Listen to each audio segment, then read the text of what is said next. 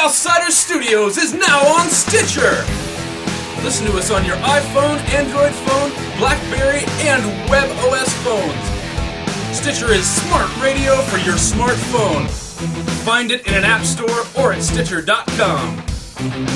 Stitcher Smart Radio, the smarter way to listen to radio.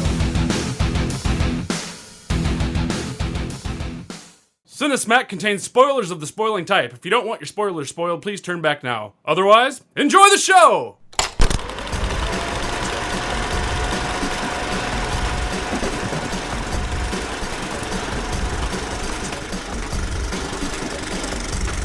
Hello, Cinesmacketeers, and welcome back to the podcast that wants you to kiss it like you did back on Naboo. This is fight number 30, and I am your host, Mike Keeler, and joining me is owner of Cheshire Moon Films, Mr. Tom Haggis. Hello, everyone. Owner of One Genome Short Productions, Gabe Rowald. Good evening, and kiss it like what? You did back on Naboo. It's from Revenge of the Sith. Oh, okay. Yeah. And owner of 515 Productions, Mr. Sam Twomey. Well, hello. And our special guest this month is filmmaker and manager of our favorite place here in town, the Fleur Cinema and Cafe, Mr. John Peterson. Am I the only one here who's not the owner of something? That's really sad. I got a new bike. There you go. All right. Okay. Let's try that. Filmmaker, owner of a bike, and manager of the Fleur Cinema and Cafe, Mr. John Peterson. Hey guys, great to be here. Thanks for being with us, John. All right, well, we have some unfinished business real quick. Last month, we had a tie, and the people have spoken. So I've got to play this bit right now. Ladies and gentlemen, may I have your attention, please? Your winner, by decision, is Mr.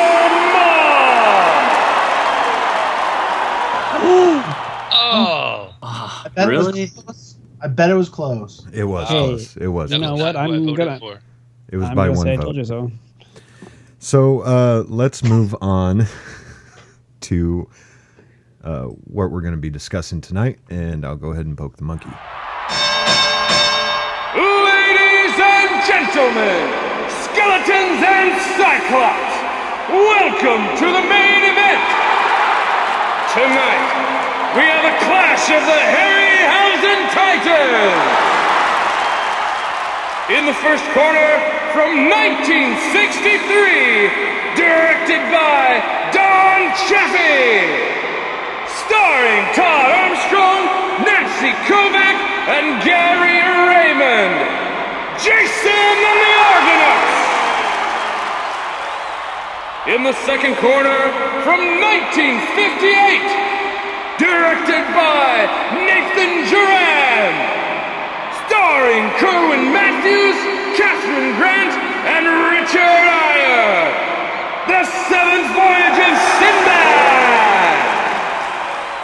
All right, and thanks to last month, we're going to go ahead and keep with the new format. We're just going to have a little free-for-all inside the ring instead of letting you guys be all gentlemanly-like. So let's go ahead and start off with writing. This is always the hard part, getting started. So I'll start. Go get her, Ray. All right, got it.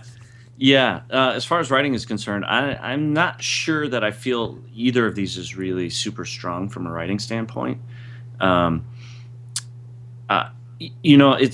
It's interesting because I used to love the Sinbad movies when I was a kid, and I wasn't sure that I had seen either of these before. But then once I started them, I remembered, oh yes, I have seen both of these. I distinctly remember certain scenes from both of these movies. And of course, as a kid, I loved them. They were awesome. And I didn't care about the writing when I was a kid. But now that I'm a little bit older and I care about that stuff a little bit more, it's a little bit different. And frankly, neither of them is really very strong. Although I felt like the Seventh Voyage of Sinbad was ultimately better written. It had a better third act, it actually kind of like it seemed like a complete movie. It actually kind of it tied things up at the end, and it was complete.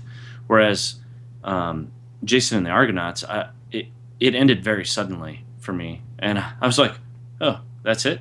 He doesn't even go back and confront. Okay, I totally agree. we've got more for him to do, and the end. Yeah, okay, we have the Golden Fleece and done. Right. and so I was like, it was kind of sudden. So I think it's pretty easy. My vote goes for the Seventh Voyage of Sinbad. Even though neither was really particularly strong, I felt like that one was better.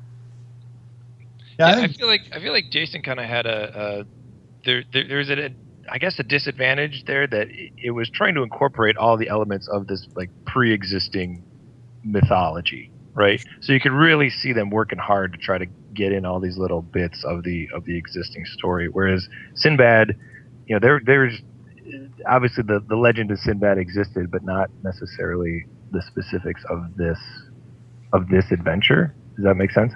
And so I think it was just harder to write the Jason movie. Is that what we're calling it? The Jason movie? Because that's just going to confuse people. Well, that could get confusing because we could be talking about like Friday the 13th or something. Right. Or the Sinbad stand-up movie. So, but I totally agree with that. Like, it's almost like the last reel of Jason and the Argonauts was missing. Like the reel where he goes back. And to me, it would have been as if in Seventh Voyage of Sinbad, as if, okay, we found the eggshell. The end. Well, and what's funny about that is Jason is actually longer than Seventh Voyage of Sinbad, but I think what Gabe was alluding to, it kind of ties everything. I don't know, I think it has a better flow to it. Like, I agree with what Gabe said at the beginning as far as, neither one of these are the best written. I think children will be able to gloss over it pretty easily, but some of the dialogue in both of these films is just hard to listen to. Yeah. Does anybody know the etymology of the word weird? At one point, Sinbad uses the word weird. Huh. I didn't catch that, but seems like like some kind of weird magic. Here. Would that word have been available to him at the time? Yeah, no, it's I'll look weird. You guys What say you, Tommy? I thought that on a lot of counts, I thought that Sinbad was a lot better than Jason the Argonauts. I really like Jason the Argonauts. I'll be honest, this is the first time I saw either one of these. And as far as the stories go, the Jason the Argonauts really kind of did the whole, point A to point B of the story. And like you said, they get to point B and that pretty much wraps everything up. Whereas I thought Seventh Voyage of Sinbad, it wasn't, Inception, but it was a much more complex story, I thought. There was a little bit more to it. There was the magician kind of secretly, is he good? Is he bad? Of course, we all know that he's bad, but I really don't know why Sinbad didn't see it until later. But yeah. I thought the same thing. When he went to the magician for help after the princess had been shrunken, I was like, why? What is he doing? Does he not suspect him immediately? The guy just got banished. The guy just got banished and threatened to have his eyes taken out. Right. And the princess shows up shrunken, and he's not the first suspect. But we go to him for help. I didn't get that. But this is the first time I'd seen this. People were more trusting back then. Yeah. Well, in Baghdad. In Baghdad, of all places. Yeah. Running off to go get him. I thought he was going to confront him. Mm-hmm. I did too. Me too. But and then he's like, I need your help. And the magician's so cool about all right, I guess I'll help you. And then he plays dumb oh no, I must leave or my eyes will be torn out. What can you do about this eye tearing out issue? What's that? What can you do about the eye tearing out issue that we're kind of running if you want me to help your girl? Right. You're going to need to help me with that. Yeah. I just thought it was a little bit kind of naive on the Sinbad character's part, And the magician, here I see it, and I was like, hey, Sinbad was better. Let's trash it.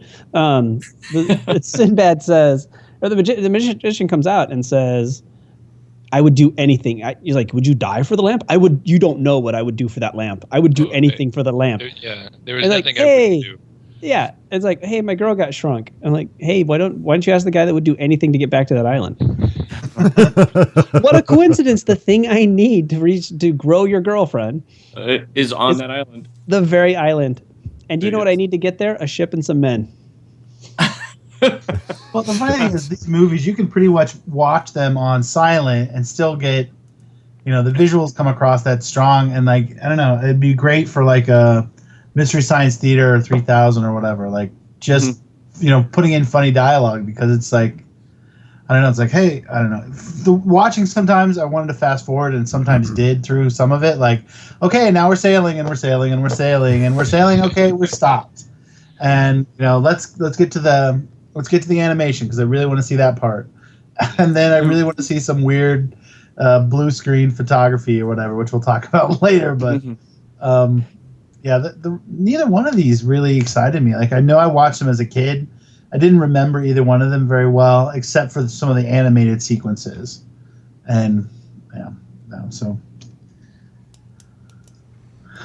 that's all. Yeah, I think as far as the script goes, I went in saying that Sinbad was better, but I think I might have talked myself out of it just with that scene of Sinbad going to ask the guy responsible for, and that's the thing too. It wouldn't have been that hard for Sinbad to be like, look, I know you screwed up my girlfriend, but I know you're the only one that can fix it. He could have threatened him or done something that added a little bit more to the story, but I don't know. They just kind of left it out there.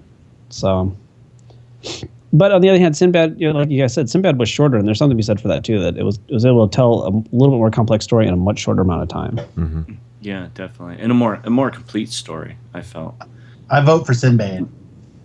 Are we going to do the voting now? You guys done? Yeah, I'm done. All right. All right, let's go ahead and vote. Tom. I'm going to go Sinbad. All right. Sam. Sinbad. John. Sinbad. Gabe. Yeah, Sinbad. Wow. All right. Holy shit. Just to let you know, weird actually is Greek and Roman mythology, one of the fates. Oh, What? wow. The weirding, and weirds. Slang to experience or cause to experience an odd, unusual, and sometimes uneasy sensation. Well, I changed my vote. Really? Wow. Yeah. The weirds. That would Weird. The weirds. Wow. That's Weirds. We Yeah. are the weirds. The weirded, weirding, and weirds. Yep. that's great. Weird. Wow, okay. So, My Yeah, apologies to the screenwriter of Sinbad. no, that's all right. He doesn't care. He doesn't care. All right. Yeah, and in case you guys haven't noticed, we're doing a little special bout for Ray Harryhausen, who passed away last month. And we chose two of his earlier films and trying to see how they hold up against each other. I forgot to mention that earlier. But let's move on to acting. To me, I would probably say Seventh Voyage of Sinbad. Like, to me, it had just some more kind of fleshed out characters, like the wizard guy, and the only thing I hated. Oh God, I got to preface this, and this is more, I guess, casting, directing, and overall. But the kid as the genie just ruined it for me, because he's just a dumb little kid. Like, okay, that's horrible. Everything else, I like. What do you have against children, Sam? Do you not like children? Nothing. Jeez.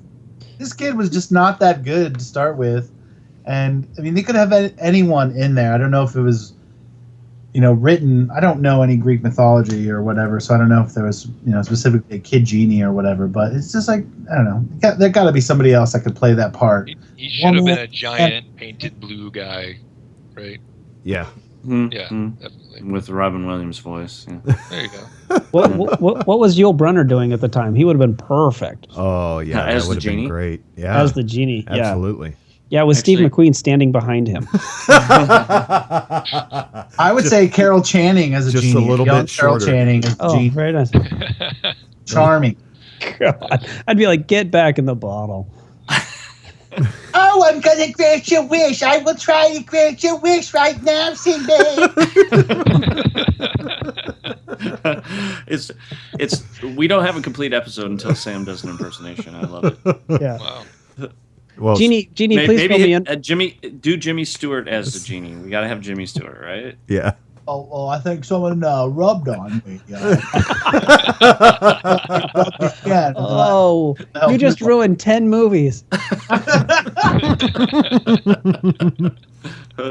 That's awesome. Yeah, I guess frankly, it's like the writing.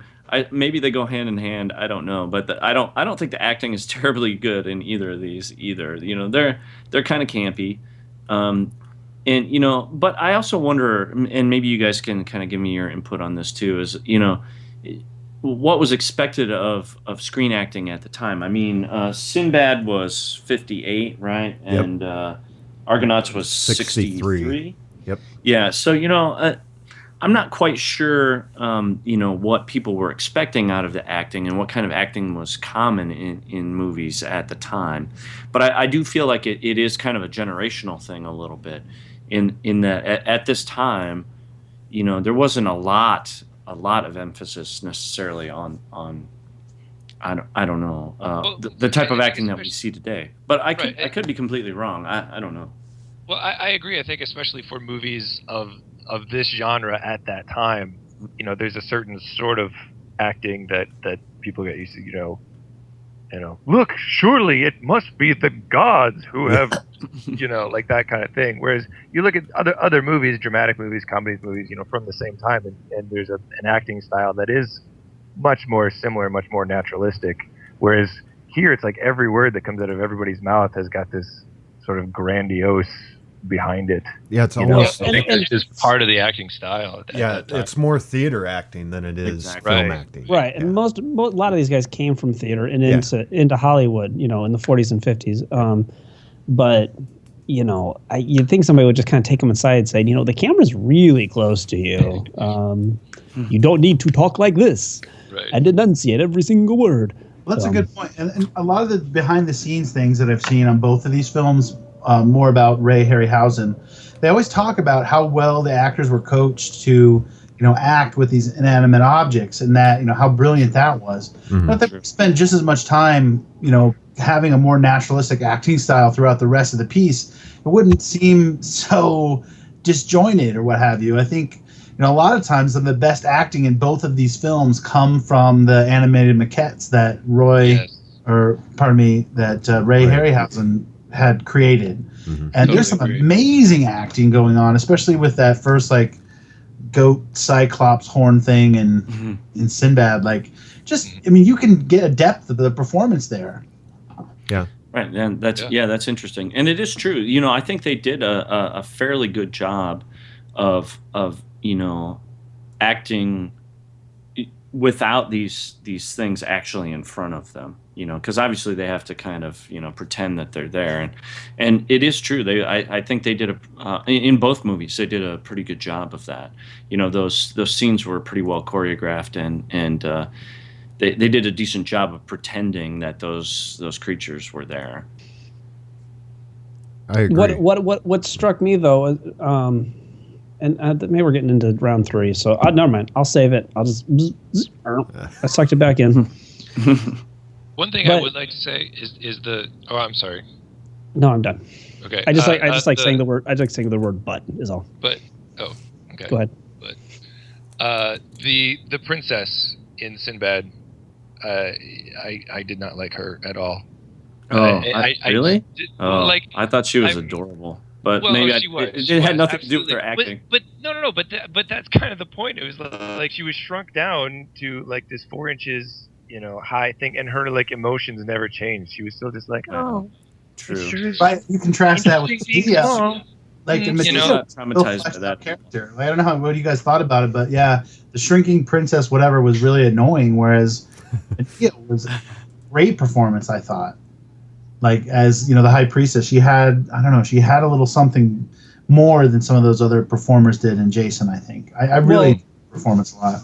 Well, the thing that she had though was, she actually had conflict, and she actually had to decide, between loyalty to her country or helping out Jason. And I think, that's where the actors have something to work with, not when, it's, straight ahead towards a goal. The best acting is when you have some depth to work with the script. So that's true. I thought it was weird. But she really, Parissa in Sinbad really liked it inside the lamp. I really didn't think she was going to come out because she got down there and oh yeah, she was intoxicated. She's like, oh my God, I would have come down here sooner. And it's like, you just found the lamp 5 minutes ago. It's not like you've been walking around with it. Had she known. Yeah. All right. Well, you guys ready to vote? You still have like 2.5 minutes left if you guys want to fight it out some more. But okay, I think I want to say one thing. It's kind of connected to like what you were saying about the characters having conflict and it being there. The actor portraying Sinbad, I thought, did Kerwin such Matthews. a good job than the actor portraying Jason. You look at those two protagonists, and like you said, all the motivation for Sinbad was always right there. You were constantly reminded of it. Like, there's the princess, right? Like, John, did you say you didn't like Jason? I didn't. And I think mainly because you get this real brief little monologue at the beginning where he explains, my father was murdered and one of the guards spirited me away and blah, blah, blah. Now I'm out for revenge. And then it's never mentioned again.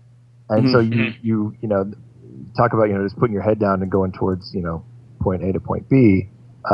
His motivation was almost, you were never reminded of his motivation, from anyone, let alone him. And I think that kind of hurt the performance as well. Well, and then, what does it say? I don't know exactly what it says, but a couple of the actors in Jason and the Argonauts their voices were dubbed as well. So, what does that say about their acting performances, because I think Jason himself was dubbed, and then Medea, I believe, her voice was another actress as well. And at times you could really tell, when you're watching it, you're like, I guess I couldn't tell that it wasn't their own voices, but you could tell that it had been, dubbed or ADR'd or whatever. And so, I think that says something a little bit about their acting performance and prowess as well. I'm surprised that you guys didn't like Jason as much. I actually preferred Jason over Sinbad in some ways because it was so comical to me that he was always so happy. Like, yes. All these people could have just gotten murdered and he's got this look on his face like, oh, well, we must go on. Does anyone have fruit or something like that? It's like, okay, this guy's a happy dude. Well, the same thing happened in Sinbad too, when the guy fell off the cliff, and everybody's like, "Well, he's in Allah's hands. Move on." Is that what he said? Like, Allah has many ways of dealing with hungry men, or something. Yeah. Okay, like a little remorse or sadness, you're down a guy, Yeah. Well, I mean, he was just a criminal, I guess. But real quick, did you guys like Hercules? I wasn't quite sold with Hercules in Jason and the Argonauts. I did. I liked him, but only because I kept thinking it was Gene Wilder. Well, He looked like a really buff Gene Wilder. All right. That's time, guys. All right. Gabe, your vote. I think I got to go with Sinbad again. All right. Sam. I'm going to go with Sinbad. John. Sinbad. Wow. Tom. I am also going to go with Sinbad. All right. Are we going to have a landslide? Well, it's starting to look that way, isn't it? Just real quick, in Jason the Argonauts, can't talk.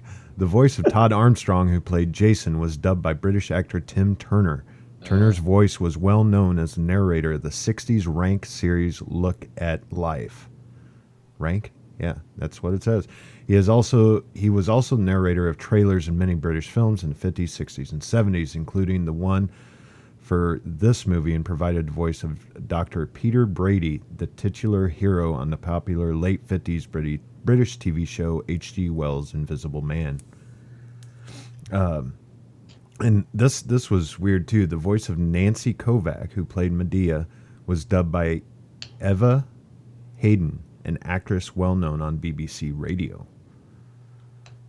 And King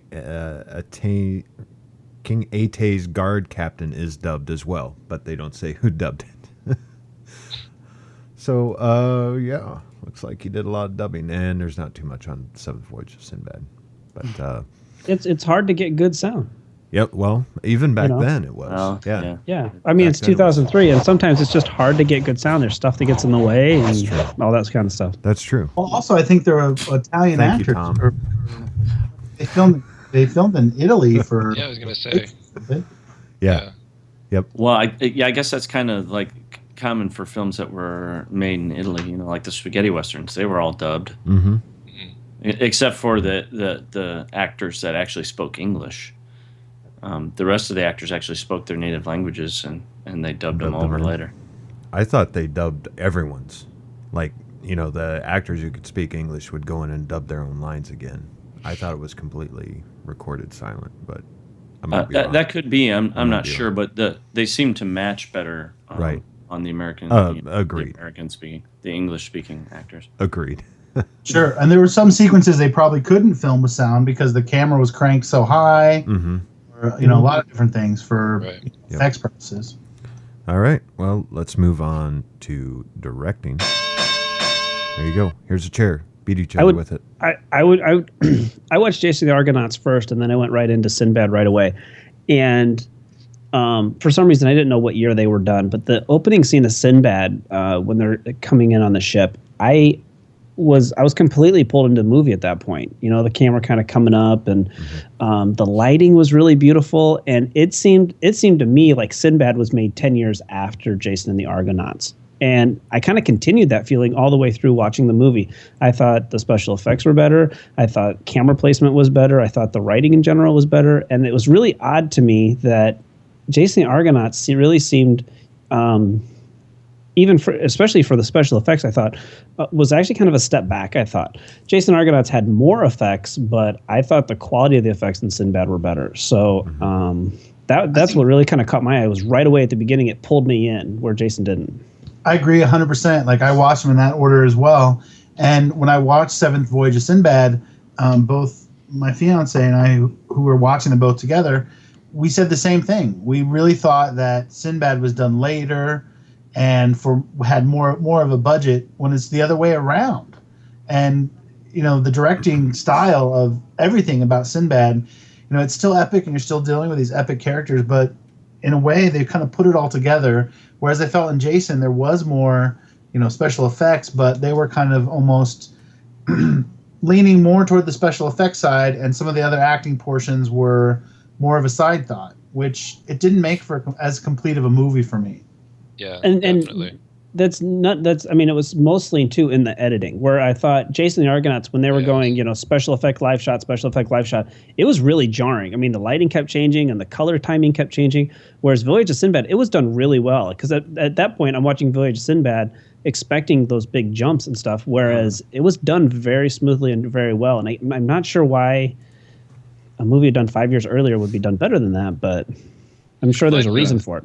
I feel like they were really leaning, like you said, they were really leaning on the special effects. I mean, Chasing the Argonauts, it was a bigger story. It had a bigger scale to it. I mean, literally, you've got Zeus involved, and I feel like there was a lot of times when there'd be some big special effects shot. I'm thinking of like, you know, Poseidon pushing the rocks back as the Argo goes through. It's like some of those shots, like.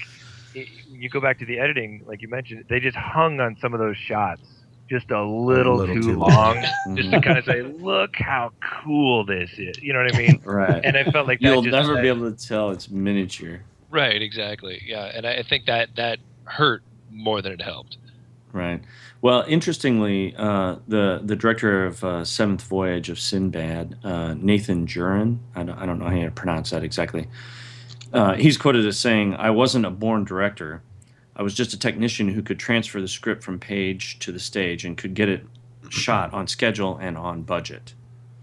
And I think that's kind of interesting because, you know, I think he's more than just a technician. Obviously, there is, because this movie is 5 years earlier than Jason and the Argonauts, and I think we all agree that it seems like it's more mature. That it, the lighting is better, the shot composition is better, even the special effects seem better. That clearly he is a technician, but also because he told more of a story in a shorter amount of time, that we were more engaged by the characters and those kinds of things. I think he maybe he wasn't a born director, but by this time he had become a director and actually did a pretty decent job with it. Well, and you had touched too on composition, but and there's something you said too for his camera placement and perspective, and I thought that was used a lot better in Sinbad also. That in Jason the Argonauts, it was really kind of, as much as you can do in a movie like this, a set and shoot where they just kind of leaned heavily on the special effects, but there's a lot more artistry to Sinbad, I thought. Agreed. I can't believe I just said that. I'm talking about the movie Sinbad, not the other guy. Well, is it possible to make the argument, just to maybe be a lone voice defending Jason and the Argonauts here, that is it possible that maybe it's 5 years later and they're trying some new techniques for some of these visual effects that it doesn't and so they're just not turning out the way they ought to be, and maybe you don't blame the director, maybe you blame your cinematographer, you blame your effects guys, you blame whoever, but I don't know.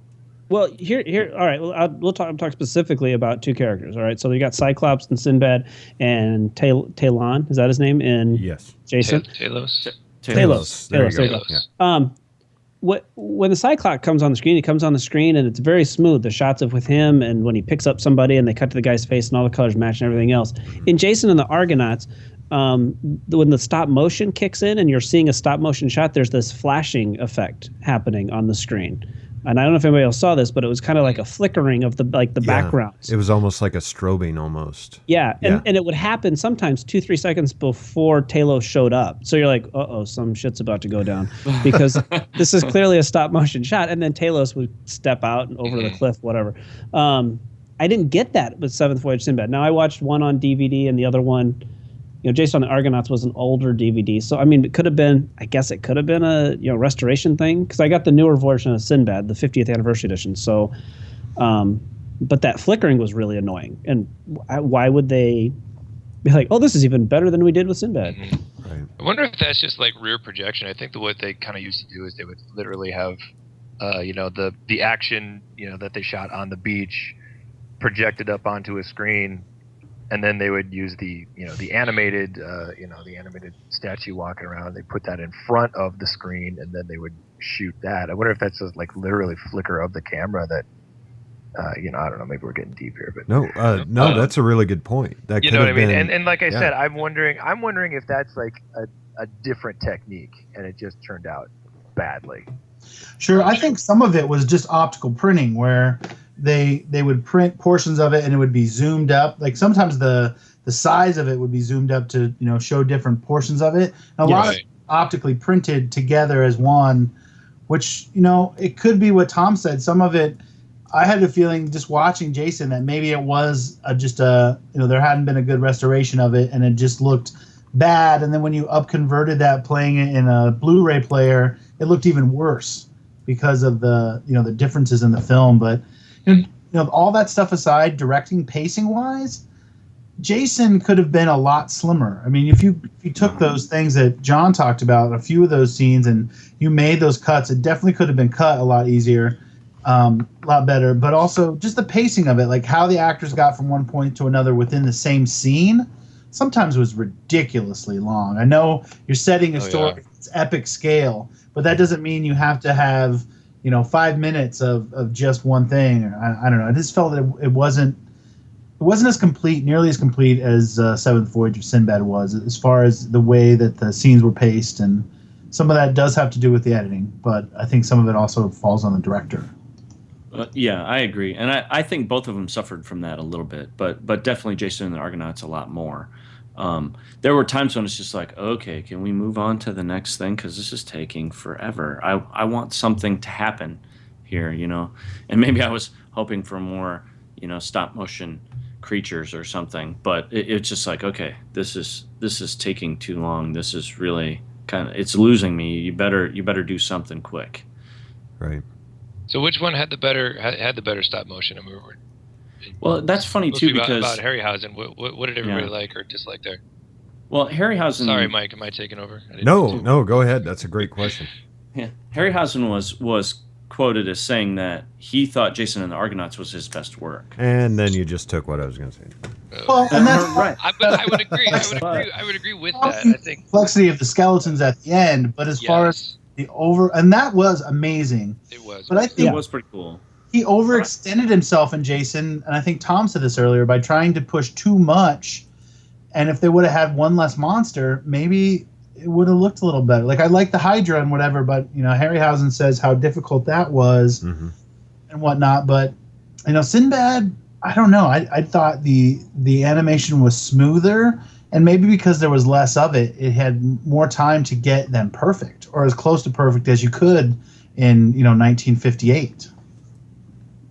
I think of all of the stop motion, I'm not gonna say the skeletons and Jason, because that was really, really great. But I think Talos was my favorite of all the stop motion that I saw. That the movements were very smooth, and there were points where a lot of the stop motion I was watching at, not just Talos, but on both movies, where I know computer animation that's coming out right now where it doesn't get human animal movements as well as they did with stop motion. That's true. And it's not just moving the arm from point A to point B, but actually, those curvatures and stuff that are naturally done that are hard to replicate. Knowing how it moves instead of just moving it. To do that without video playback or anything like that, all done with notes, just writing notes as you did that's mind-boggling to me. All right. Well, and the amount of Time's up. that would take. Yeah. Time's up. All right. Let's go for votes. John. Sinbad. All right. Tom. I'm gonna go with Jason, because I like the Talos and I like the special effects.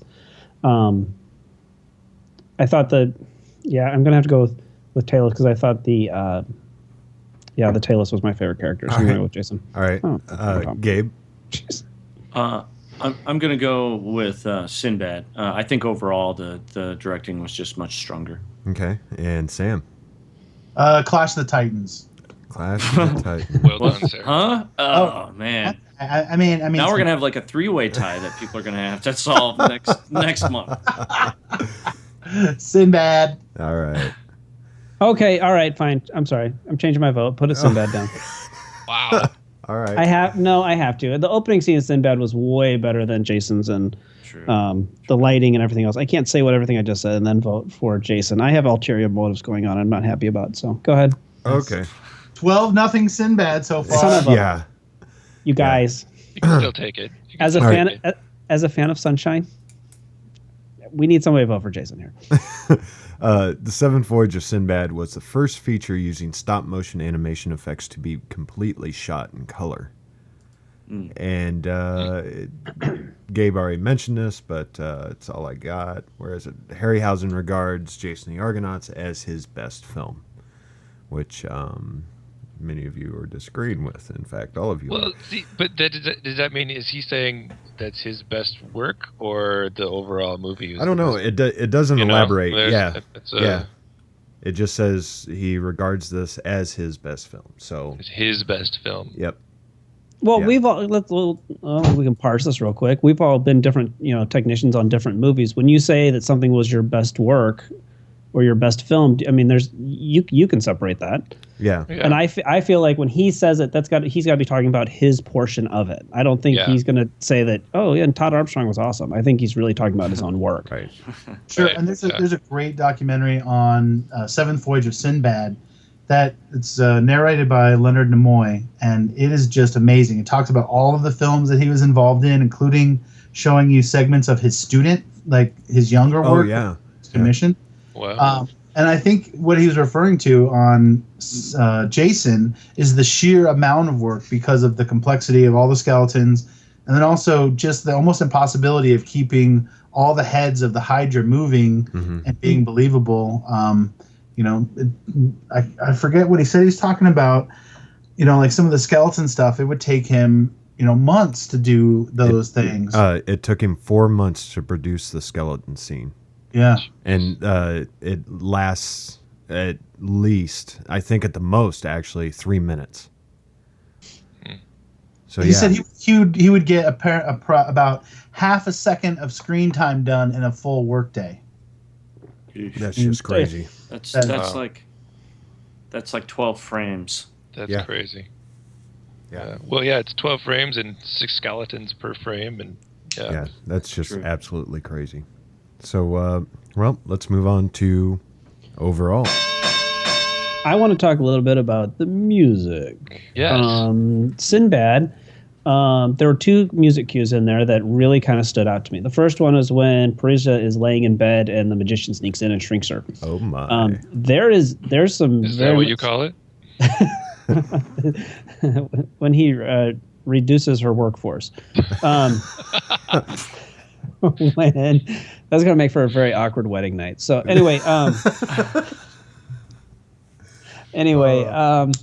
I immediately I'm watching it, and some of the direction and the music in particular, there's some John Williams in there, and I heard that too. Very much the serial stuff that John Williams uses, particularly for Indiana Jones, I thought, and you could see those influences, and I love it when you catch those. On the other hand, later on when Sinbad's fighting the skeleton and they play that Danny Elfman music, it was this very carnival-y, like, hey, look at this, everybody! It's a walking skeleton with a sword. Isn't this like a xylophone crazy? Kind of thing, wasn't it? And it was kind of invoking, a xylophone is kind of like hitting a bone, But you're right. It was right. Isn't that some kind of Disney thing? I think so. Some Halloween Disney cartoon where they're playing the skeleton spots like a xylophone. Oh yes. Yeah. What one? You should wait to see what they do that makes like a kazoo. Whoa. So I thought that. I mean, at one point I'm like, oh, I could love to see the influence of it, but then to get thrown out of it for that scene, it's getting to the climax of the movie, and you're like, well, I don't think Sinbad's in that much danger based on the music I'm hearing. So. Well, and overall, like, what about some of the costuming? Like, some of it was great, but some of the things that Sinbad was wearing were like, what kind of blouse is that? Like, well, I don't know. Some of his costuming was a little questionable, but I thought a lot of Jason's stuff, like a lot of their, like, kind of Roman type gear or whatever looked really good. But I don't know. There was some of that costuming that was just truly bizarre. When they were approaching the fleece at the end, and there were those people there that were kind of guarding it. It was their prize or whatever. What do you remember their hats at all? Yeah, they were like weirdo, like stocking caps. Stocking caps. Like, they were like these weird knit stocking cap. They look things Canadian. that I thought were goofy. Were they carrying called their hooks? What are they? Carrying hockey sticks. Oh, welcome, right. Yeah, the Golden Fleece was in Canada apparently. I don't know. Those were so weird. So along those lines, let's get a quick. Did you guys prefer Argonauts in short skirts or Argonauts in diapers? Yeah, there was like one. There's only 1 or 2 guys that had diapers. Like the old guy was. Yeah, and he was like in charge. Like, why can't he have some more clothes? I prefer my Argonauts in diapers, honestly. Okay. I prefer my Argonauts naked, but that wasn't part of the. And they'd get like. That's the unrated version. Yeah, the guy in the diaper. That's exactly what I said to Chris. Chris, when I was watching it, I was like, "Is that guy wearing a diaper?" Originally, to capitalize on the success of the seventh voyage of Sinbad, Ray Harryhausen originally conceived Jason the Argonauts as Sinbad in the Age of Muses, and the story would have been set in ancient Greece and would have involved Sinbad joining Jason in the search for the Golden Fleece. Has anyone talked about the big head on the back of the ship? It looked like it was from like a Mardi Gras parade or something. Like that head, when it would talk, it just cracked me up. I don't know if anyone else found that. When it would open its eyes and stuff. Yeah. It was pretty goofy. Yeah, you could just imagine like the technician kind of turning the crank back behind. Oh yeah. Opened up the eyelids. Yeah. It was like something from like a Lost Twilight Zone episode or something that could have been really creepy there, but here it just isn't. Yeah, like an old Disneyland ride or something. Please keep your hands inside the ship. All right. While just to hit on what Tom was talking about in the soundtrack, the soundtrack for Seventh Voyage of Sinbad was by Bernard Herrmann, and it was released on Colpix, Columbia's record label. In later years, it would become one of the most sought-after albums by soundtrack collectors. It was finally released on CD along with the full score in 2009. Wow. Jeez. That recently, huh? Yeah, and Bernard Herrmann's score liberally utilizes in Jason the Argonauts technique known as self-borrowing, which involves reusing elements from his previous scores. Exact passage reuse is taken from scores from The Kentuckian, Beneath the 12-Mile Reef, Five Fingers, and others, and reworking of passages from North by Northwest, The Day the Earth Stood Still, and Vertigo scores, among others. That's just laziness, is what that is. Yeah, so that is self-borrowing. Yeah, that's called lack of creativity. Yeah, that's like, let's have a little bit of this, and with that. Right. It's called it's a remix.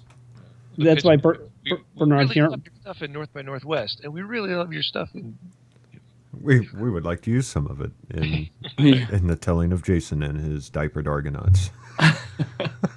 Not all of the Argonauts were diapered, though. Some of them had full outfits. I know, but that's my favorite question of the night, by the way. How do you like your Argonauts? Oh, that's awesome. I'm sure when Bernard Herrmann came in for Psycho, Hitchcock was like, if you pull out that Sinbad shit, you're out of here. Well, I don't know how many of you watch this show, but I'm going to suggest it. Robot Chicken. And they did a skit where it was Jesus and the Argonauts. and Jesus kept telling them to turn the other cheek when they're fighting the Cyclops and everything. And he just like totally loses all the Argonauts. They're all dead, and it's just him, and he just keeps coming back to life. It's fantastic. It's fantastic. So anyway. Yeah, the scene with the flaming poker and the Cyclops, that you kind of see it coming about 30 seconds before it happens. He's got that flaming toothpick, and you're like, oh, man, wouldn't it suck if you were Cyclops? And God, no, man. And suddenly you have an appreciation for having two eyes. Yes. Yeah. Suddenly. I think it would be really sad to see a Seventh Voyage of Sinbad in 3D, knowing the Cyclops could never fully appreciate it. Oh. Take you right out of it. I liked the dragon in Seventh Voyage of Sinbad. I thought he was kind of cool. The only thing I said, he breathes fire once, to show that he can, and then like during every other fight when that might be an advantage, he doesn't even use it. Breathe fire. When Sin sneaking past him because he like pulled the chain and pulled him closer to the wall, Mm-hmm. and then Sinbad's like sneaking past him, but like the dragon's looking at him the whole time, but he can't get to him. Why doesn't he just breathe fire on him? True. That's true. No, and okay. Too convenient. Yeah, it's just you were expecting it. That's why they didn't do it. I suppose. And then doesn't the dragon fight like some other creatures a little bit later? Yeah. Yeah. He doesn't do it then either. It's like, you pussy dragon. You've got fire breath and you're not even pussy dragon. Pussy dragon. That dragon is a pussy. I'm telling you. Dragon was my nickname in college. Dragon pussy? Oh. Was your nickname in college, John? Pussy dragon. Oh, man. Anyway. That gives new meaning to the girl with the dragon tattoo, doesn't it? Hello. All right. Well, Do you think that Sinbad looked like Ryan Reynolds, like a young Ryan Reynolds? Anyone? No? Nope. No, not. Yeah. Or maybe like I was thinking either that or like wearing like a David Cross fake beard from Mr. Show. Oh, okay, yeah. There You you got go. that? Yeah, you got me there. Thank You you. got me there. And maybe a little bit for Ryan Reynolds, except Sinbad doesn't suck that much. Okay. Or Kerwin Matthews doesn't suck that much, but sorry. He ruined Green Lantern for me. You guys ready to vote? Yeah. Yeah. Apparently Tom is not. I'll leave you for I'm last. not happy about this at all. I'll leave you for last, Tom. What's wrong, Tom? I'll explain when it's over. All right. Gabe. Yeah, overall. Well, I think, I enjoyed Seventh Voyage of Sinbad much more. I recalled a lot of it actually from my childhood, which means it had an impact on me then, and it has somewhat of an impact on me now from the special effects standpoint. And I think overall, Sinbad is a better movie. All right, John. I think both of these movies. I think when people watch them now and people appreciate them and like them, I think a lot of that is this like nostalgia factor that's coming in, Mm-hmm. and I think a lot of people at the time that these movies were released, there were some groundbreaking visual effects, and that was kind of the main reason that people like them so much. I just don't think either of them really hold up today on a lot of areas that we covered. So I'm gonna, Sinbad, I think just squeaked this one out. I thought both of these were not. Let me put. This is the first time I'd seen both of them, and I was really disappointed. All right, Sam.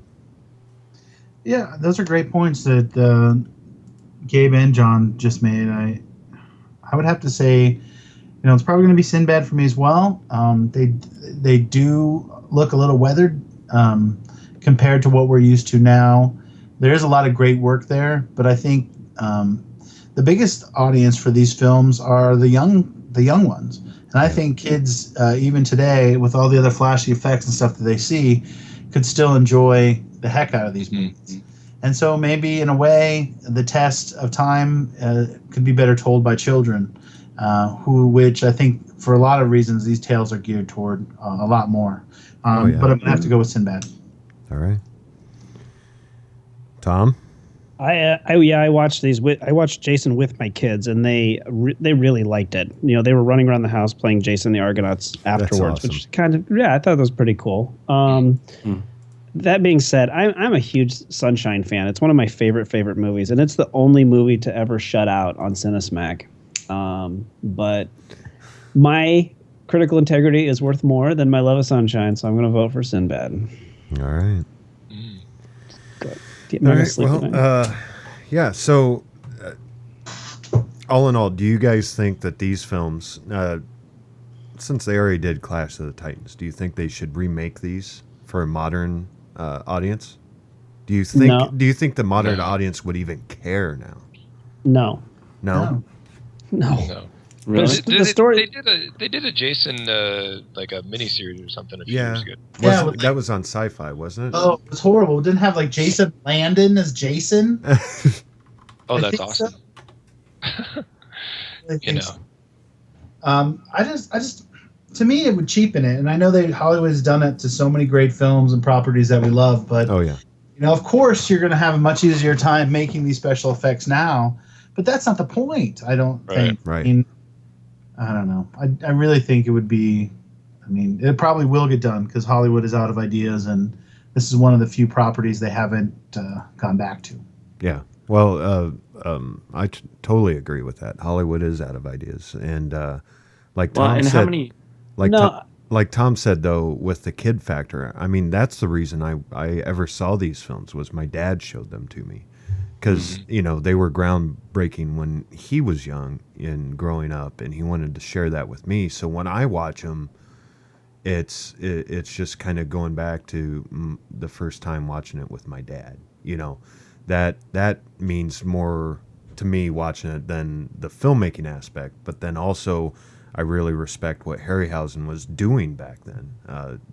He was pulling off the impossible with stop motion. So, what were you gonna say, Gabe? Oh, I was just going to say, how many franchises have they rebooted and rebooted again in Hollywood? I mean, look at Superman. I mean, it's a reboot coming out. Now, granted, it might be kind of cool, with Christopher Nolan being involved and all that. I don't know, could be good. And how many times have they rebooted, Batman? And maybe it's time to reboot Sinbad. And I think if they could make, I think the one thing about the things along the lines of Greek mythology and those kinds of things is you can infuse those with themes that are still relevant to people today. Right. Even though they have to do with ancient times, the themes can still apply to people today, and so you could possibly do something pretty interesting. Sure. Rebooting one of these franchises. Mm-hmm. Like Tyler Perry play Medea as yeah, that's definitely something. An American Sinbad as Sinbad. I'm sure he would love it. Which I need to point out. But I had to tell it because all throughout watching these movies, I was thinking that just how hilarious it would be. Like, oh Lord, Sinbad. Which I need to point out, John's picture on Skype, which none of the listening audience can see, is actually Sinbad the comedian. And that cracked me up when he changed it over to that. But does Sinbad have a catchphrase? Because I've been dying to. I don't know. I'd be peppering this whole thing with that. I think it's like, I'm broke, bitch. Oh no, it's I'm not maybe. dead, bitch. I used to be famous. Because people used to think, or people thought he was dead for the longest time. What? Yeah, people said Sinbad was dead, and he came out and he's like, I'm not dead. Wow. I've just chosen to get out of the life, Let's see. I'm not gonna look that up. Totally lost my train of thought here. But okay, so they remade Clash of the Titans, which I watched and I enjoyed. But then they made Wrath of the Titans. I watched it. I enjoyed it. It was just a fun, sit down, turn your brain off type of film. But I don't know, when I was watching Clash of the Titans, the stop motion, the Ray Harryhausen one, it just felt like I was watching a higher art instead of all this computer generated mumbo jumbo, Well, yeah, but I'm gonna cut you off right here. Yeah. We used to have to walk outside to take a dump. Just because it's easier doesn't mean that. Oh, remember the artful way we used to shit outside? You mean you stopped? You mean you stopped going outside? Yeah. I shit indoors now in one of my many toilets. But just because we found an easier way to do things, doesn't make what we used to do all right. That being said, look at, episode 4 and episode 1 of Star Wars. Obviously, it's much better to have something more tangible. Yeah. If you don't know how to use the computers, doesn't mean, that you should. Right. Well, but what I'm saying is, I just have more of a respect for the original Clash of the Titans, knowing what I know, what it took to make that film. You know? And I'm not saying that the new digital era is crap. I'm just saying that, it's lost some of its analog, Sure. It's all digital. A lot of it. I'm not going to say all of it, but a lot of it is more just all digital sets, and you're in front of a green screen and stuff. But Well, I don't think that necessarily takes away from it. A lot of that work that Harryhausen did influenced all of the people that are working in special effects today. Well, absolutely. We wouldn't have Star Wars. And like Dennis Muren and Phil Tippett, and they're all, from their very start, all they could talk about was Jason and the Argonauts, and Phil Tippett had his whole career basically doing the Harryhausen style stuff until you get to Jurassic Park, and then it's a point where it's no longer going to work at all. Right. Well, originally they were going to do some kind of stop motion. It was Go Motion was the call. Right. Yeah, Go Motion was what it was called, and that's originally what they were going to do Jurassic Park with. Right. But then Dennis Muren came in and showed them what they could do with his digital test. But both of them still owe a big debt to Harryhausen. Oh, absolutely. And, I think you see, even if artists that aren't necessarily familiar with his work, like, he blazed those trails, and I'm glad we got a chance to look at some of his work. And that was the coolest thing for me, is just seeing those animations in both of these films. However campy or bad the rest of the films were, like, I don't know, pretty cool stuff. Yeah Agreed. I totally agree. But also, I think you guys made some really good points about the acting. It was just a different era in how people acted, and it's kind of cool to watch different great films from certain eras and just see how the acting has changed over the years and how it's become more cinematic instead of the theatrical. Right. But then you also kind of wonder, it's like, if these people acted totally serious in these movies, would that even seem a little bit more ridiculous? Oh, yeah. If they took it too seriously and they kind of like really upped the acting ante, would they seem kind of out of place in a movie like this with, stop motion, monsters and such? I don't know. And just to kind of cap Harryhausen's influence, when we went and visited ILM when we were in San Francisco, they have a big statue of Ray Harryhausen working with some stop motion stuff, and it just... Does the statue move? No, it doesn't. Yeah. I was kind of hoping it would. Only at night. But it's just a statue to commemorate what he has done for the visual effects. And it was just kind of cool. It was by itself, right in the middle of the lobby. So I thought it was pretty interesting. I thought that was neat. Yeah, that's cool. All right. You think about, is there another name, as far as visual effects artist that's better known than Harryhausen? Boy. Well, not really. There's not maybe a pioneer like that. I suppose maybe, but yeah. I mean, I think that speaks volumes. Yeah. That this is a guy who hasn't, what his last movie would have been. What was his last movie? I can't even think of it. But you know what I mean? I mean, he's been around so long and he's so sort of far removed from cinema today in terms of, not in terms of influence, obviously, right, but in terms of what we're actually seeing. But yet he's still, probably the most well-known. The latest one, he directed a lot of shorts. The last one was Ray Harryhausen, the Early Years Collection. It was a video documentary, and that was 2005. Animation department. The Story of the Tortoise and the Hare, which was a short, was 2002. And then he was also, get this, an actor in Elf. Really? Yeah, 2003. He was also in the remake of Mighty Joe Young. He was in Beverly Hills Cop 3. He was in one of my favorite comedies of all time, Spies Like Us. Wow. Yeah. So he actually, they just had him come in as kind of a as a little nod to him, I guess. But yeah, that's what it says. Ray Harryhausen presents The Pit and the Pendulum, which was a short, and he was a producer on that, which was 2007. So yeah, he wasn't like working on A-list films or anything. But he was still in the industry, which is a pretty cool thing. Because he was 92 when he died. That's pretty long to be in the movie industry.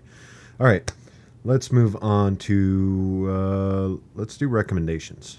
Want to do recommendations? Let's do that. All right. Very good. Tom, start us off.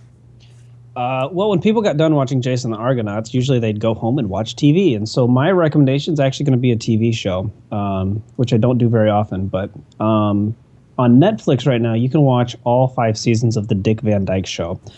And partly out of the reason that I think I've watched everything on Netflix, everything else besides that, I started watching The Dick Van Dyke Show. And it is one of the funniest, honest, well-written, well-acted sitcoms I've ever seen. And I absolutely just love all of the characters on it. And it's a really interesting glimpse into, the time, the early 60s and, what life was like and all the little quirks and stuff that you get to, watch when you watch a period, an older show like this. But I would really recommend people check out The Dick Van Dyke Show because it is honestly better than 95% of stuff that's on network TV right now. And people talk about reality TV, but this show is more real and more natural than anything else. And the chemistry between the 3 members of the family and then the people that work at Rob's office, the chemistry of all the cast is just amazing and fun to watch. So I'm gonna say you should check out Dick Van Dyke Show on Netflix because it's really awesome and definitely worth a watch. You'll get hooked like I did. Wow. All right. Nice. Cool. Sam. Well, I think I'm going to stay in the vein of television as well. I'm going to talk a little bit. I know we talked about this on previous podcasts. I just want to put out a big recommendation for people that have been waiting or have been hesitant to watch the new season of Arrested Development on Netflix.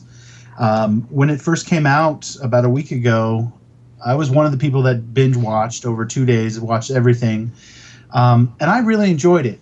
And I was really disappointed the next couple days to see it trashed all over the internet by people that, maybe didn't get it or maybe they weren't fans or I'm not sure what. But to me, the importance of that series coming back in the way that it did definitely merits a watch of the entire season. The first 3 that were aired on Fox and then this one that came back as a special on Netflix. I think it's a real commentary on where the evolution of television is going, how a property can start on a network and then be independently produced and, try and reconnect with an audience, 7 years after it went off the air. I think it's fascinating. And I think there's a lot of really good material in this new set. It's not perfect by any means, but if you're a fan of the show, there's a lot of fun viewings. And much like the first 3 seasons that were on Fox, there's a lot of layers in there. So the more you watch these new episodes, the more jokes you'll get. Mm-hmm. And I would just like to let people know, if you haven't checked it out because you've heard some people trash it or whatnot, give it a chance. There's some real fun stuff in there. And watch Arrested Development Season 4 on Netflix. All right. Just real quick, Sam, and this is for all you guys. Do you think this is where TV's headed, where they're just going to dump all the seasons out at once and you can watch them? No, but I think the internet's going to be I think 10 years from now, probably the internet will be the primary source of people watching stuff. Right. But what I'm saying is, do you think they're going to, have it scheduled TV anymore? Or is it just going to be, okay, here's our next volume, 12 episodes and go, I think the demands of putting out a TV show, I think Netflix does it. I think Netflix is doing it this way because Arrested Development. This is how they built their following, was people watching it on Netflix and DVD in large sums, and so they tried to stick with that. I think you're still going to get them in smaller doses, 1 or 2 episodes at a time, just because that way they can keep putting them out while they're being produced. Because otherwise, you got to sit around and wait for 13 episodes to get made. Right.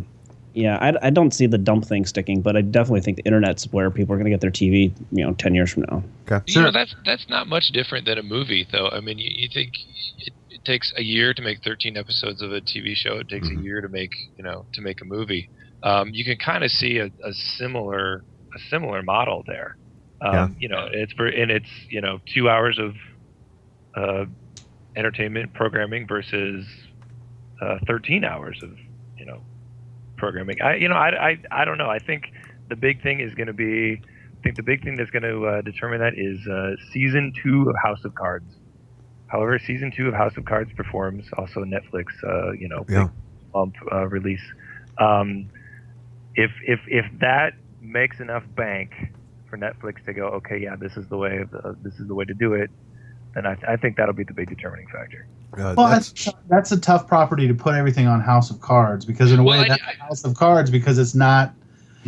I love that series and I think it's good, but I don't think Netflix can afford to sustain it without anything that has, big, instant name recognition. Right, but I guess I just mean if Netflix orders season 2, which sure. they have, and they spend X million dollars to go ahead and produce season 2, but Netflix subscriptions don't go up. Sure. Once that's released, then that's just going to send a message. Well, what I think is cool about what Netflix is doing is they're hiring, top talent. They had Fincher do House of Cards 1. They had Eli Roth do the first Hemlock Grove, which is their original series. So they're really blurring the boundaries, and I think it's pretty exciting for them that they're trying to take these chances. I don't think everything's going to stick at once, but big applause from me as a satisfied customer for them taking those chances and, putting original ideas out there, as opposed to we're just going to play the movies that Hollywood makes, and that's, we're going to build our catalog. They're taking a step further to say, like HBO did when they started saying we're going to produce our own original content as well, and now it just has a different spin to it. Right. What I think, I'm sorry, we're going to keep talking about this, but what I think is really interesting about it is that they're not doing. Netflix is coming across not saying, "Hey, stick around for the next episode. Keep paying us your $8 a month so you can catch the next episode."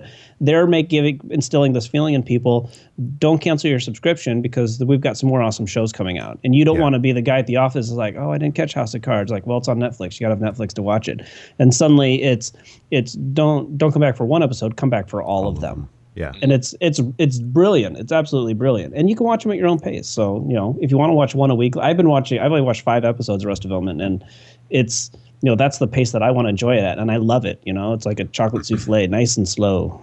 Nice. Yeah, well, and frankly, I don't watch TV on TV anymore.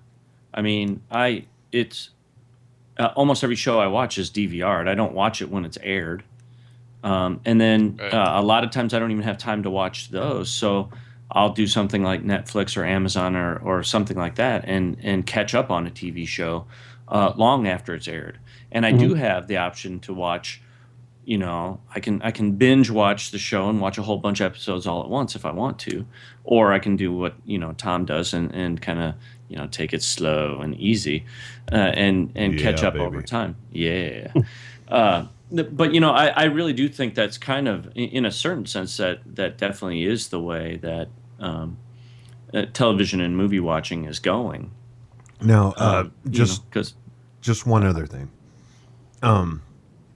Is it the way that television we were used to back when we were growing up is going that way? And what I mean by that is non-reality TV is going to start going to the internet, where the only thing when we turn on our channels at home is going to be just reality TV, because it seems like that's all there is.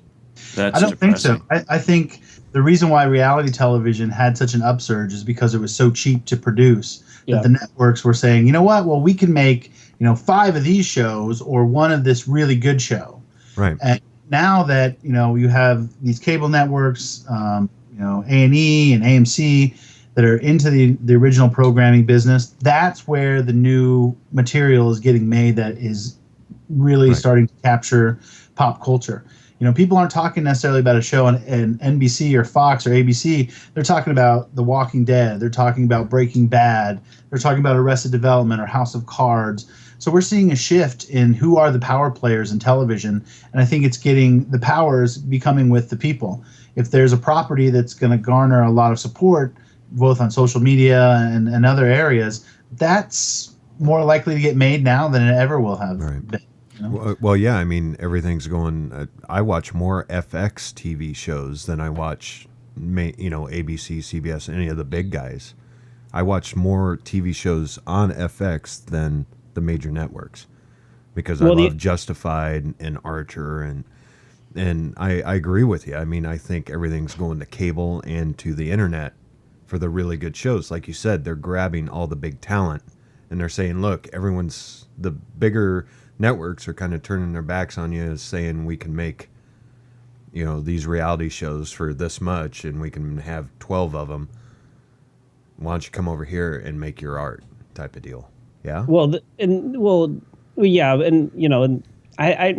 got a whole problem with reality TV. I like America's Got Talent, but aside from that, but I think and I'm going to go ahead and, because of my personal experience, I'm going to blame 24 for it, because it became a point where the serials just became so tedious to watch.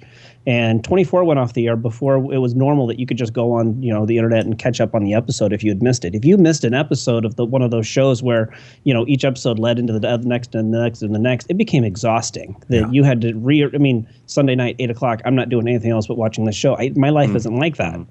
And so, 10 episodes before the end of the series of 24, I bailed. I still don't know how that series ended. So I think a lot of it has to do. Well, yeah, I know. But I think there's somebody said that people are going to change the way they watch. And if the networks aren't going to play keep up, they're going to get stuck showing A, reality TV shows, or B, murder shows where it's not a continuous plot. It's, hey, Right. let's find a new way to rape and slice up a girl and see if people will watch it. So, Right. I think, people are going to change, and they're, it's water. It's going to go, to the path of least resistance. And if they can get their shows on the internet, that's what's going to happen. All right, let's move on. TV smack. Yeah. All right, Gabe. Interesting side. What's your recommendations? Oh, God, we haven't even gotten there yet. Yeah, my recommendation, I'm going to go with the stop motion animation angle here and recommend Wallace and Gromit. Yay. Speaking of just really stellar stop motion animation, any of the Wallace and Gromit movies or shows are just excellent. They're entertaining, and the subtleties in the animation are just amazing. The expressions that they have, and just the respect that you have for the amount of skill it takes to create that. One of my particular favorites is called Curse of the Were-Rabbit. Oh yeah, that's a great one. That one's pretty fun. And then there's another one. Maybe you can help me remember what it is. It's the pants. There's a penguin that tries to steal the mechanical pants or whatever. Wrong trousers. Wrong trousers? I think Something like that. Yeah, that one is awesome too. The penguin. The best thing about the Wallace and Gromit animation is that some of the main characters never actually speak, and they have to express themselves through their facial expressions and their body language. And the fact that they can do so with basically claymation or stop animation type stuff is really, truly amazing. So if you haven't seen Wallace and Gromit, go out and grab one. You won't be disappointed. All right, thanks, Gabe. Mr. Peterson. In honor of Ray Harryhausen, I'm going to recommend the classic movie Harry and the Hendersons. No, that's not true. That's not true. That's a bad joke. But thank you. No, kind of going back to a little old school animation theme. I'm going to recommend a short. It was the Oscar winner for best animated short last year. It's called Paper Man. You can see this pretty easily online. It's I know it's on YouTube. It's on a couple of places. And it's this great little short. It's like 9 minutes long, and it's computer animated, but it's done in a style to look as if it's all two-dimensional hand-drawn animation. Like even to where like you can see like pencil strokes and like smudges of the ink, and it's like they really went out of their way to make it look like it was drawn by hand. It's sort of hand shaded, and it's just sweet little romantic story and a little bit of a fantastical element to it. It's really charming. It's really nice to watch. Is that the one with all the little paper airplanes? Yes. Yeah. That's awesome. Yeah, that's really good. Well, I'm going to split the difference here between the stop motion and the TV shows and recommend Robot Chicken. I love this series. If you can catch it, it's only like 15-minute episodes at a time, and usually they show them on late nights Cartoon Network, show them for a half-hour block, and it's just great. It was started by Seth Green, and they essentially just take toys and put them into weird situations, using them as the main characters and whatnot for little skits. So check out Robot Chicken for sure. So yeah, there you go. You guys want to know who won? I think you all already know who won, but I'll poke the monkey in. Ladies and gentlemen, may I have your attention, please? Your winner by decision is the seventh voyage of Sinbad! Is that the first time? That's Second time. Second time we've had a blowout. Yeah. What was the other one? It was Sunshine. The Danny Boyle awesome science fiction. It was Sunshine? Yeah. Oh, yeah. Okay. That's why I was sad about it. The blowout today. Yeah. Who beat Sunshine? I can't remember. I know. No, Whoa. Oh, okay. Whoa. Sunshine got 16 points. Oh, right. boy. No, I want to make sure we're clear here. I'm hanging up.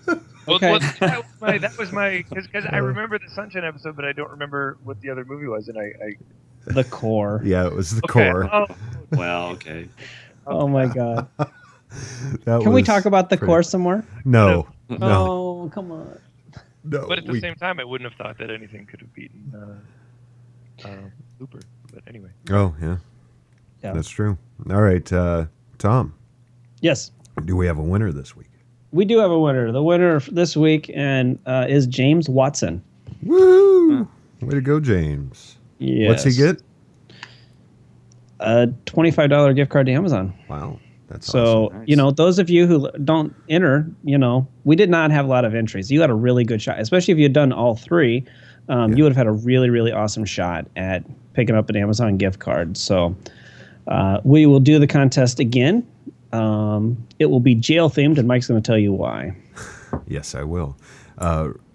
Well, right after we find out how people can follow you around on the Webernets, kind of stalk you a little bit. We'll start with Gabe. You can find me on Facebook, and I'm finally putting together my website for our 48-hour team. There's not going to be a lot of content there probably right away, but I'm working on it. It's onegenomeshort.com. Nice. So you can follow me there too. Right on. Did you get your T-shirts? No, we haven't ordered them yet, and if you want one, let me know. Yes, I Did they say 48-hour film project or festival? It doesn't say that. It doesn't say 48-hour film project or festival. It doesn't reference That it. one that said festival. Never mind. I'm sorry. I know my mom. Calm down, My Sam. mom, bless Calm down. her heart. My mom made T-shirts for our team one year, and it said festival on it. And it's And she didn't. Sam know about it. clotheslined Gabe's mom right in Yeah. in the Yep. middle of the Fleur Cinema. It was Right. spectacular, not in the sense that it was a younger man taking an older woman down, but the explosion of popcorn that happened because of it. It was pretty awesome, Yeah. actually. Yeah. Yeah. A high five Sam afterward. I wish somebody would body slam my mom. Oh, Does she listen to the podcast? Not to the podcast, no. No. Sam, go ahead. Sure, you can find me on Facebook. This time of year, it's all about the 48-hour film project for me. If you want to find out more about that or how to get a hold of me, you can go to 48hourfilm.com/Des Moines, find out about the 2013 Des Moines event, and how to get a hold of me. All right, Tom. Vimeo, Facebook, Twitter. Look me up, Tom Haggis. Thank you for all the hate mail I got from the last episode, by the way. It was really touching. And Did I you love actually putting. get some? Yeah, I got lots actually. It's been, some dads were upset that I somehow validated Mr. Mom as a proper, that it's okay to call us Mr. Mom. So, and I didn't. I said it was an okay title for the movie. So, whatever. All right, and John, thank you once again for being on with us. And Yeah, go glad to ahead, be please. With I'm on Facebook. You can see pictures of my kid, I guess. otherwise, you can check out my employer, fleurcinema.com, also on Twitter and on Facebook for all of your entertainment indie film needs in the city of Des Moines. Now, number one, indie films, but you guys also had something pretty cool happen a couple weeks ago. Oh, you heard about that? Yeah, I'm not sure what you're talking about. about your new projectors. Oh yeah! Wow! Yeah. Okay, we'll talk about that. Yeah, we went digital. It's crazy. We have been 35 millimeter films since the dawn of time, and we just made the leap to digital. So we got all digital projection, including one theater. We can actually do 3D. Oh, that's so we'll awesome. probably have about one movie a year in 3D. Who Right. knows what that will be each year? But yeah, it's great. It's really nice because it allows us to open up to a lot of like smaller alternative content that we were just not able to get before. A lot of the smaller indie distributors don't even bother doing 35 millimeter film, and they haven't for the last few years. They're strictly doing digital or even just distributing on Blu-ray. But with this new equipment, we can project using digital or Blu-ray. And the truth is, there's very little difference between a Blu-ray and a standard digital package. They call it once you blow it up onto the screen using the equipment we have. Really? So it's pretty exciting. That's awesome. Well, congratulations, man. Sam, does that mean we can do our movie in 3D this year for the 48? Yeah, if you want to take that, Oh my gosh! Wow. it will not be projected in 3D this year, per se. But sure. But I tell you what, because of the beauty, I mean, I saw a Gatsby there at the new with new screens and the new projection system. It's beautiful. It's like what you said, Mike, about it being our favorite theater is absolutely correct. Yeah. And this just brings it well into the future, so we can continue to enjoy great films there. Agreed. You can follow me on Facebook and Twitter. Same with Southsider Studios, and same with Cinesmack, because we would appreciate it if you could leave us a review on iTunes or whatever podcasting service you use. Now, real quick, before I get into this rant, am I missing anything, gentlemen? Because I know I've got to say one last thing. Want to say congratulations to Sam, because next month he won't be with us. We'll have 2 guest panelists on, hopefully. But Sam is getting married towards the end of this month, and I just wanted to say congratulations, Sam. Great, Sam. Can't wait for the wedding. I think it's going to be a blast, and you and Chris are great together. So there you go. Well, thanks. I'll miss being on next month, but I appreciate it, and I'm happier than I've ever been in my life, and I can't wait to start my life with my soulmate. Great. There you go. You can contact us at cinesmack@gmail.com. Send your congratulations. Let's start that over and take 2. You can contact us at cinesmack@gmail.com. Send Sam your congratulations. Follow us on Twitter and Facebook. Just search Cinesmack. Now, for our July bout, we escape from New York and get tossed into space with Lockout. That's right. We're finally going to do the lost episode, Escape from New York versus Lockout. And we'll have 2 special guests that time. So real quick, thanks again, John. Really appreciate you being on. It's always a blast. Love to do it. And so for Gabe, Sam, Tom, John, and myself, thanks for listening, and go catch a flick. Hello, Cinesmacketeers, and welcome back to Cinesmack, the podcast that, well, God damn it. Hello, everyone, and welcome back. Oh, God, f*** that up, too. Hello, Cinesmacketeers, and welcome to fight number 30. Apparently, someone just got knocked out. Who was that?